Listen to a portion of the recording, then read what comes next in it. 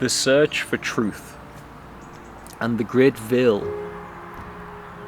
that affects every human that is keeping the truth from us. I would say the majority of persons who listen to me are searching for truth. The questions of who am I? Where am I? What is this? What is going on?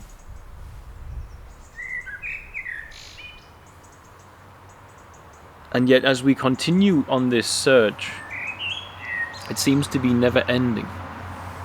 And I make this because I see that persons have made the search historical, intellectual, religious, spiritual, emotional.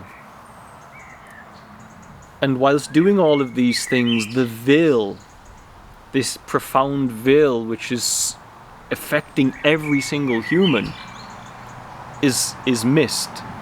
And actually, in my experience by now, as I look around, the search for truth always leads to this same position in time. It leads to this same ultimate truth. And so, inside what we witness online as a search for truth, you see initially this digging into the reality that we have been given. And persons start to look at the government and the societies behind it, the structure of civilization and how it came to be. We start to look at the banking system and the central banks, and this next arising comes. We look at the education system and who has printed these textbooks and the falsehoods that it's given us. But actually, as this is happening, the reason this is happening is that the human organism has been grabbed by those systems and placed into a mechanism of that system and told to generate inside itself a self-image.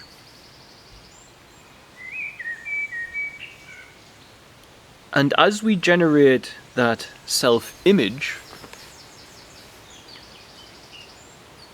we are told to have certain dreams, certain desires.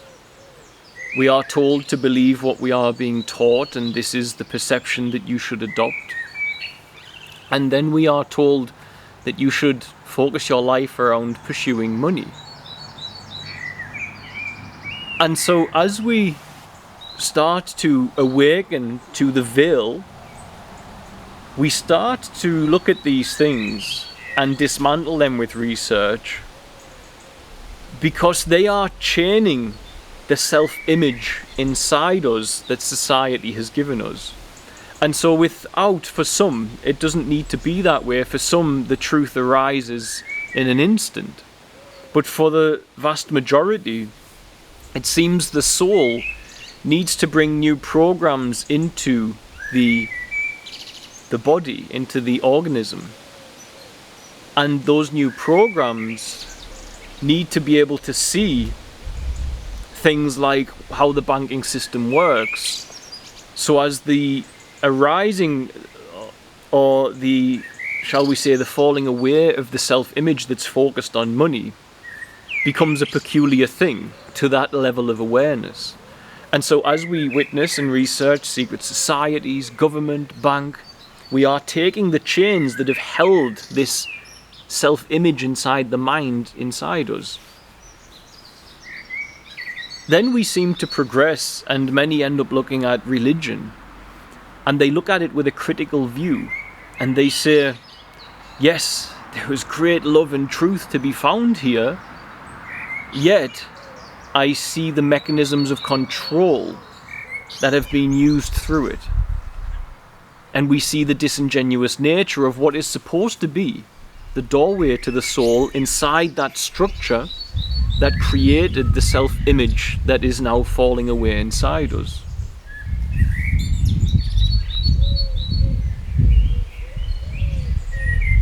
And so as we continue doing this, the organism, the human organism, its awareness begins to realize that it is not the things it was told that it was by this system, and that the system is fallible and wrong in many instances, and disingenuous. And so the birth certificate identity, this first self-image, fades. But then there is a void left over, and that void can be filled with truth, or, as happens to the majority, you start to construct a new self-image of walking towards truth. And so it's through no fault of ourselves, because the human organism, as I've said recently, we use the term an alien slave technology. We are genetically hacked to be a slave. We are in a peculiar position with our mind due to this, and Yeshua called it the flesh. Going off Anunnaki, Sumerian tablets, we were hacked to alien slave technology, the flesh, as Yeshua called it, the ego, the false self, etc. Where is that from, and what is its purpose? Well, if you look with research historically, you can come to this alien slave tech, but all that needs to be known is that that element inside us that constructs a self-image separates us from truth. We all need an ego, but the ego is supposed to represent the original soul that you are embodying this human walk. The ego is supposed to represent the expression of the voice of God whispering to you through your intuitive nature, your spirit, your soul coming through from the spirit, to express life here in human format. Your ego is supposed to represent that. Most children grow up with an ego that's distracted. It's saturated with entertainment, consumerism, and so this ego is a false ego. It's a false self-image. And that self-image is programmed in to propagate the well-being of others through consumerism, for example, corporate interest, or actually mechanisms of control, if you look at it really zoomed out from the spiritual side, the metaphysical side.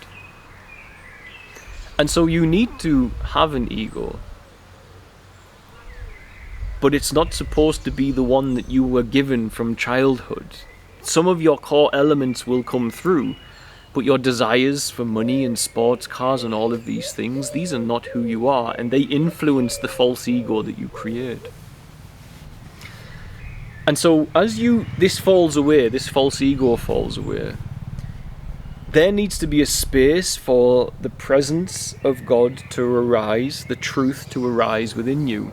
But what tends to happen is, because of the wiring of the biology, persons immediately start to construct a new self-image, because that void feels a bit uncomfortable, it's unfamiliar. I can't possibly be a nameless expression of everything, this is not okay, and so the technology gets hold of you and constructs another self-image. And that self-image is one of truth, truther, truth-seeking, on the search, so on and so forth. And the truth that is not embodied there is the truth of unconditioned love. Jesus came to teach us to love unconditionally. For that to happen, the human organism has to be empty. And that love will come through and express in your activity, in your compassionate action. When you structure a self-image, even one of freedom, you will see persons that I am pursuing freedom, I'm on the search for freedom, but the space by which the presence, that supernatural love of God wishes to enter, has not had chance to come in. And so they look down on others and say, you sheeple, I have this awakened knowledge and you do not. I have disciplined my body in this way and you have not, and I have done these things. I've made that mistake whilst navigating the technology of the body.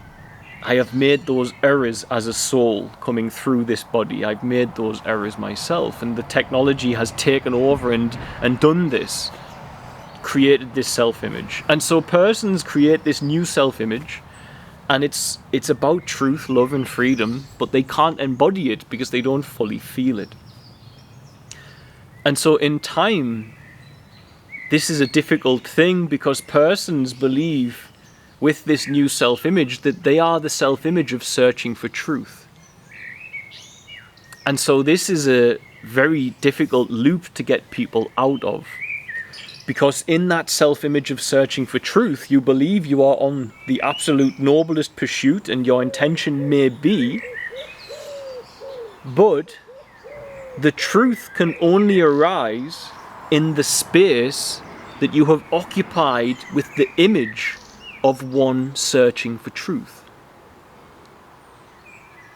This is the cruelty of it.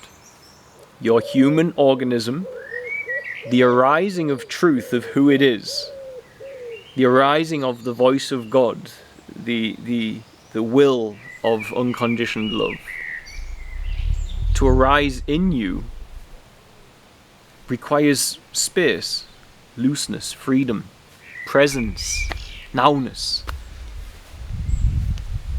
And when we go and fill that empty vessel with the image of a searcher, be they spiritual or religious or whatever it may be, that image, that self-image, is taking up the space where the truth needs to rise, the spirit of truth needs to rise. You see, God moves and guides the humble. This is very clear from all of the teachers and teachings and Yeshua. God guides the humble. Humility is dependent on there being no self-image. Pride is dependent on there being a self-image. Now you will have a self-image, you will have an ego in the world that represents what you are.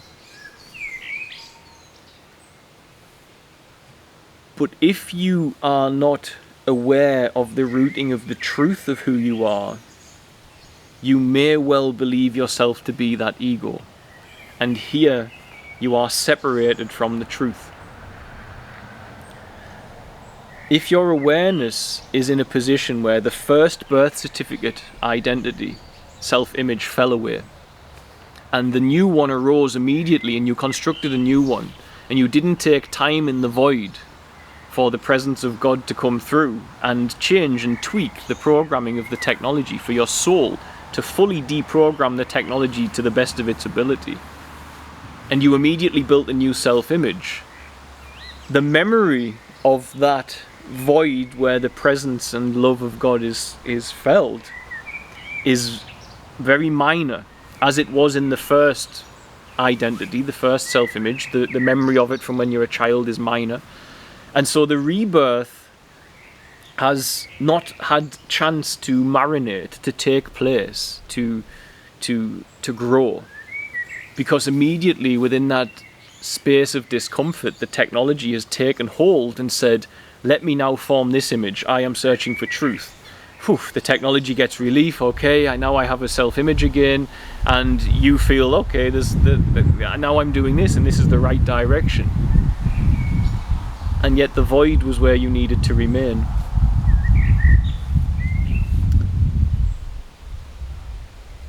And so this element of the alien slave technology, the human organism, the flesh, this element that makes us generate this self-image, which isn't in its awareness completely connected to the foundation of its soul, living from the connection of its soul and the love known there. This is the great veil. And this is the veil that many miss, because many go into searching for truth, and before they know it, the technology has built a new image of searching for truth. And in building that image, it's built the walls to stop the truth of who you are from arising as an experience. You can't keep learning information You have to arise in transformation.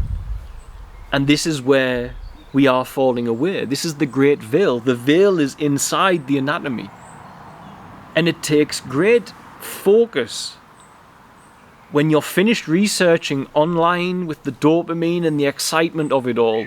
It takes a lot of will of the soul to turn all of that research back inwards and say, who is the one searching? And when you do that, and you say, who is the one, you end up sitting with yourself and watching. And as you watch, you see it. You see that the one engaging in the search is the one occupying the space where truth wishes to rise, and is on the pursuit of the illusion of truth by looking externally. Now, from that space of awareness, you may come back, and it may guide you. The voice of God may guide you. Share this information. Share this research here. Look here. And share it with the world. Because this will help the world to start to let go of the very rigid programming of the anatomy that's made this first self-image that's false, this false ego that we are all holding on to. But if you are not living in a world that's supernatural to that first self-image, if you're not living in a world where you are connected in a way where it appears supernatural, where you're moving in synchronicity, where your prayers with God are heard, where you see through the initial veil of the self-image generation that you've had, if you're not moving in a state of love and peace and comfort and joy and wholeness, and then you have created another self-image, you will see it. Because if you're searching for truth and you don't feel at peace and joy and whole and complete with God, you didn't spend enough time in the void, allowing what we'll call the void, the emptiness of the programming, to allow the soul to come in and deprogram it. And so this is the veil. The veil is in the anatomy.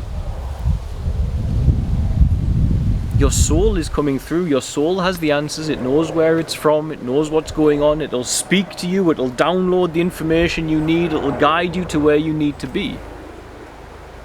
If you are living from there, all is well. But if you are not feeling that, and it's a battle to feel that, and you're still online looking for truth everywhere, the technology is abusing your soul. The technology is taking your soul for a ride. Because the space where truth will arise, where the presence of God will arise, is occupied by the image the technology has created of you searching for truth.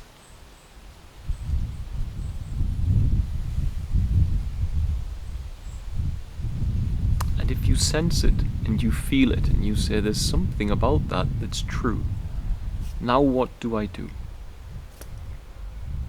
That voice asking what it should do is the element of the self-image. That voice asking is the one filling up the space where the voice of spirit, the voice of your soul, wishes to come through and be heard. It's cluttering up your anatomy, the brain cells, the body that needs to be free. For here now in that present moment, the washing forth, the bringing forth of the Spirit, the truth that is found there. Truth is freedom, and freedom is experienced by all men when they move into humility. And humility is dependent on having no self-image, or a self-image, an ego that is built upon the soul and its love for the world.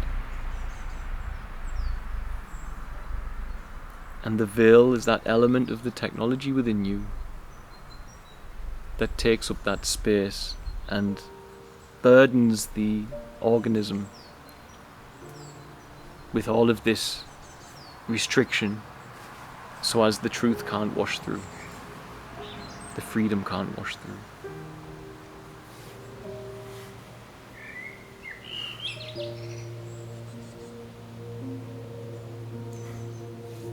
It's a very hard topic to communicate, because you're trying with words to awaken the truth of stillness. But be still and know that I am God. But don't let the technology try to make you still. You have to hit the sleep button on the technology. Let the stillness be all that you are. Not there's a character that's trying to make you still. And there you will have a direct experience with God.